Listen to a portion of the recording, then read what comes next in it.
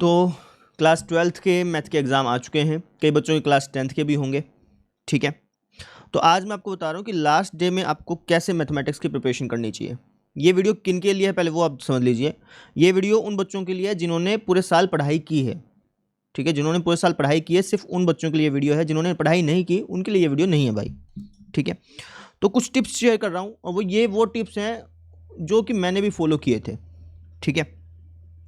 तो जिससे कि क्या हुआ था कि मेरे 12th में 89 मार्क्स आए थे मैथमेटिक्स के अंदर, और जबकि मैंने 11th का एक भी चीज़ नहीं पढ़ा था। मतलब समझिए कि 11th क्लास में मैं इतना डल था कि मुझे ये नहीं पता था कि यार एक्स में एक्स जोड़ेंगे तो वो 2x होगा कि एक्स स्क्वेयर होगा। नहीं, छोटी छोटी बातें तक नहीं पता थी, फिर भी 12th क्लास में हमने 89 स्कोर कर लिया था, सिर्फ पूरे साल मेहनत करके। ऐसा नहीं कि पूरे साल मेहनत नहीं की, पूरे साल मेहनत करके और ये कुछ 4-5 टिप्स को फॉलो करके, ठीक है। सबसे पहला टिप, मान लेते हैं कि कल आपका एग्ज़ाम है, लेट्स से कि कल आपका मैथमेटिक्स का एग्ज़ाम है। तो आप आज क्या करेंगे, आज आप 2 अनसोल्व पेपर सोल्व करेंगे, है ना। और अनसोल्व पेपर सोल्व कैसे करने हैं, अनसोल्व पेपर को बिल्कुल ऐसे ही सोल्व करना है जैसे जैसे आपके एग्जाम में आप सोल्व करेंगे, वैसे ही जिस तरीके से आप एग्जाम हॉल में जाकर के पेपर सोल्व करेंगे ना, वैसे ही सोल्व करना। मैं खुद की बात बताता हूँ, जैसे हम सरकारी स्कूल में पढ़ते थे तो हमारे एग्जाम होते थे नीचे, है ना, दरी बिछा करके। तो जैसे मान लो कि कल एग्जाम है, तो मैं क्या करता था कि पूरा स्कूल की ड्रेस में बैठ जाता था, है ना।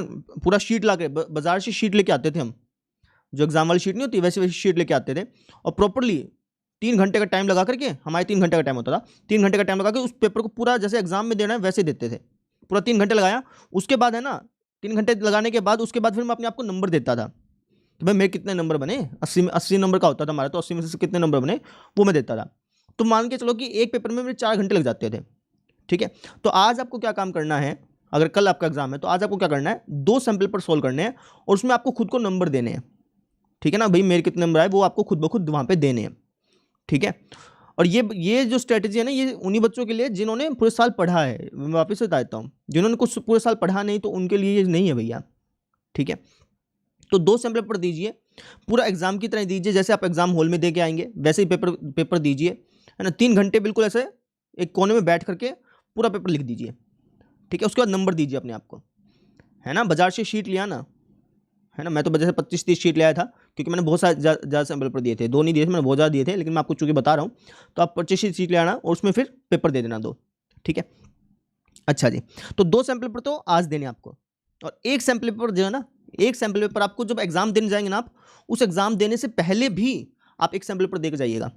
और ये जो एग्जाम देने से पहले आप सैंपल पेपर देंगे ना, इसको आप आसान सा लीजिएगा कोई, ठीक है। आसान सा कोई पीडीएफ क्वेश्चन पेपर उठा लेना, आसान ही होते हैं पीडीएफ क्वेश्चन पेपर, ठीक है। तो उसको आप दे देना, है ना। तो अगर आप ऐसा करेंगे ना, तो जब आप एग्जाम देने जाएंगे तो आपको महसूस नहीं होगा कि आप एग्जाम लिख रहे हैं, है ना। आपको लगेगा कि यार तो अभी अभी मैं देख के तो आया था, ऐसा होगा, ठीक है। तो पहली टिप तो ये है भाई, जो कि मैंने फॉलो की थी। दूसरी टिप क्या है कि भाई खुद को नंबर दो, जैसे मैंने आपको बता दिया कि जब सैंपल पेपर सोल्व करो, सैंपल पेपर सोल्व करने के बाद खुद को नंबर दे दो कि भाई मेरे इतने नंबर बने हैं, ठीक है ना। आपको अंदाजा लग जाएगा कि यार कितने नंबर आने वाले हैं आपके मैथमेटिक्स में, ठीक है। तीसरी टिप, आंसर को बॉक्स में लिखो भाई, है ना। ये बहुत इंपॉर्टेंट टिप है, ठीक है। लेकिन एक कमाल की बात बताऊँ, ये टिप जिसने मेरे को दी थी ना, मेरा दोस्त है एक रविंदर जिसने ये मेरे को बात बताई थी, वो खुद फेल हो गया था, जबकि मेरे 89 आ गए थे इस टिप को फॉलो करते करते, है ना। सिर्फ इस टिप को नहीं, मतलब इसके साथ और भी थी, लेकिन फिर ये एक टिप ऐसी थी। तो इसलिए ये टिप मेरे को बहुत ज़्यादा याद रहती है कि जो भी आपका आंसर आए ना मैथमेटिक्स में, जो भी आपका आंसर आए उसको है ना डब्बे में ढाल करके ऐसे साइड में आंसर लिख के आया करो। क्योंकि होता क्या है कि एग्जामिनर के पास है ना बहुत पेपर आते हैं, तो वो हर स्टेप को वो नहीं देखना चाहता कि भाई उसने कैसे किया, वो नहीं देखना चाहता। वो चाहता है कि भाई इसका आंसर दिख जाए। तो अगर आप उसको डब्बे में बना के लेके आएंगे ना, तो है ना, आपने टीचर की हेल्प कर दी उसको आंसर दिखाने में, ठीक है। तो इसलिए वो जल्दी जल्दी टिक करता है और आपके आंसर आपके जो नंबर्स है ना उसके बढ़ने की संभावना रहती है। अगर आपने बीच में कोई मिस्टेक भी करी होगी ना, वो उसको कवर नहीं करेगा, वो आंसर दे देगा, ठीक है। और आप ये मत समझिएगा अगर मैं डब्बे में करके आया, अगर मेरा आंसर गलत हुआ तो तब वो साइज चीज़ चेक करता है, ठीक है ना। तो इसका आप ये मत समझिएगा कि इसका कोई रिवर्स इफेक्ट पड़ेगा, ऐसा कुछ नहीं है। आंसर को डब्बे में बंद करके आओगे ना तो बहुत सही चीज़ पड़ती है, ठीक है। तो ये तीसरी टिप है। चौथी टिप, हाँ, ये जो टिप है ना, ये हर बच्चे के लिए नहीं है भाई, ठीक है। मैं फॉलो करता था तो मैं इसलिए आपको बता रहा हूँ। मैं क्या करता था, जैसे हमारे 3 घंटे का पेपर होता था ना, तो मुझे 3 घंटे लगते नहीं थे मैथमेटिक्स में, ठीक है। जिसको पेपर आता होगा उसको 3 घंटे नहीं लगते हैं, वो बेसिकली पेपर कर देता है 1.5 से 2 घंटे के अंदर अंदर। तो मैं क्या करता था कि जो छोटे छोटे क्वेश्चन होते थे ना, उसको तो मैं रफ में नहीं निकालता था, लेकिन जो बड़े बड़े क्वेश्चन होते थे, 5-5 नंबर का क्वेश्चन, 6-6 नंबर का क्वेश्चन, उसको सबसे पहले मैं रफ में निकाल लेता था और रफ में पेंसिल से निकालता था। ठीक है, जैसे जो आपकी शीट मिलती है उसके लास्ट पेज पे आप रफ लिखते हैं ना, तो मैं वहाँ पे रफ लिख के वहाँ पे पेंसिल से निकालता था। ठीक है, और उसके बाद जैसे पेंसिल से निकाल लिया, आंसर पूरा ठीक आ गया, उसके बाद फिर मैं उस चीज़ को वहाँ पे आगे जो है जहाँ पे क्वेश्चन लिखना, आंसर लिखना है, वहाँ पे फिर उतार देता था। ऐसे मैं करता था।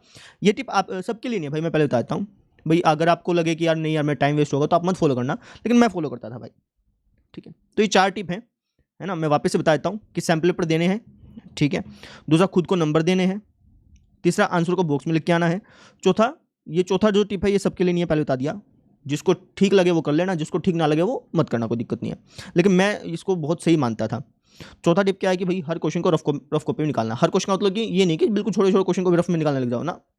जो 5-5 नंबर के क्वेश्चन है ना, 8-8 नंबर के क्वेश्चन है, उनको है ना डायरेक्टली लिखने के बजाय पहले रफ में निकाल लेना। ठीक है, रफ में इन द सेंस कि जो आपकी शीट के पीछे पेज होता है ना, उसमें निकाल लेना। उसके बाद जब आंसर आ जाए आपका ठीक, तो उसके बाद लिख देना। ठीक, तो ये मेरी स्ट्रेटेजी थी। आप इनको फॉलो करेंगे तो आपके लिए बेनिफिट होगा। ठीक है, बस यही कहना था। Thank you.